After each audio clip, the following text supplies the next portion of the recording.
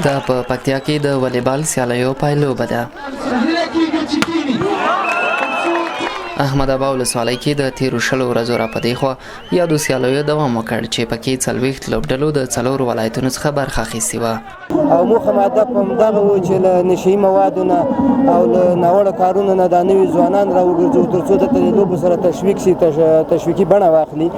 او نورې موخې همدغه وې چې دلته ولس او دغه نظام او ولس خلک سره کیني، نورو ځایونو خلک راشي سره بلد سو او سره وپېژنو، دغه د ملګرتیا تار نور هم سره وکړي او یو بل سره مینه محبت وکړو. د پکتیا بدني روزنې او ورزش ریاست مسؤلینو په خبره د والیبال لوبې په دې وروستیو کې په پراخه کچه سیلانیان پیدا کړي دي. بل لور یو شمېر ځوانانو راته وویل د دې لوبو پر مهال هره ورځ ګڼو مینوالو برخه اخیسته او په همدې حال کې دوی زیاتوي ډیری ځوانان د ورته تفریح ځایونو په لټه کې دي چې دا ورته یوه ښه بوختیا هم ګڼل کېږي. زمونږ د دغه لوبو اساسي هدف همدا ده چې د دې قومونو تر مابین اتحاد او اتفاق برقرار وساتل شي.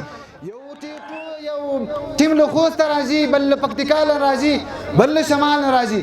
اساسي مو دا هدفونه دي.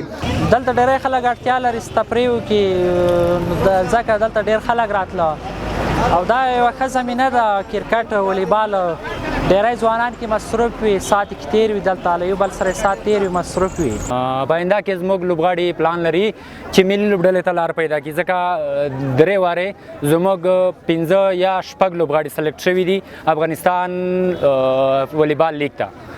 د پیل شو والیبال سیالیو پای د خوست مندوزیو لوبډلې په بریا پای ته ورسېده چې د پکتیا سید کرم لوبډلې پر وړاندې د 3 میدانونو په توپیر اتلولي خپله کړه.